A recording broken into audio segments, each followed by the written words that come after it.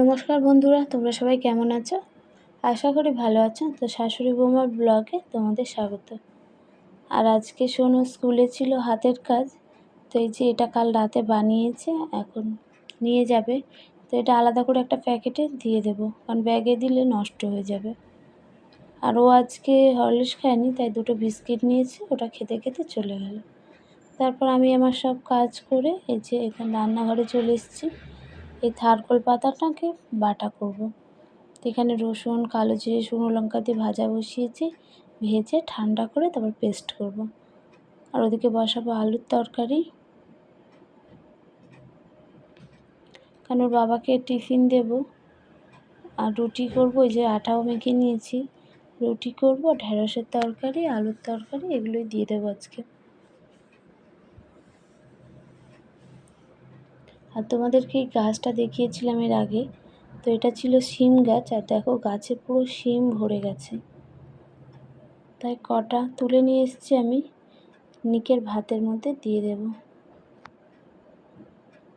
তারপর চলে এসেছিলাম দুপুরের রান্না। আর আজকে হবে ইলিশ মাছের ঝোল আর কচুর শাক।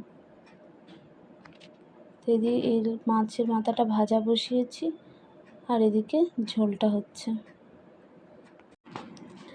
আর এদিকে কচুর শাকটাও হচ্ছে।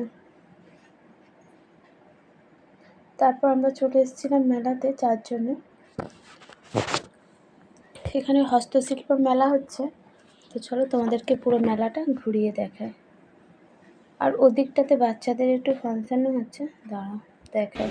দেবশ্রী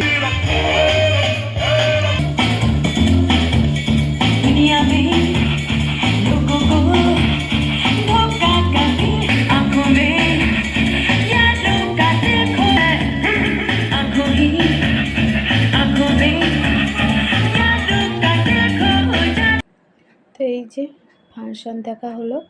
আর এদিকে সোনু দেখছে কি নেবে, কারণ তো সোনু এখন বললে শোনে, অতটা আর বায়না করে না। কিন্তু নিক যা দেখছে ভাবছে সব নিয়ে বাড়ি চলে যাবে। সোনু একসময় খুব করতো এগুলো।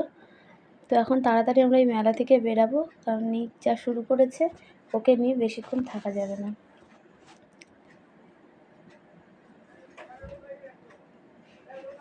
আর এদিকে একটু গলার হারগুলো দেখছিলাম, বেশ ভালো ভালোই ছিল।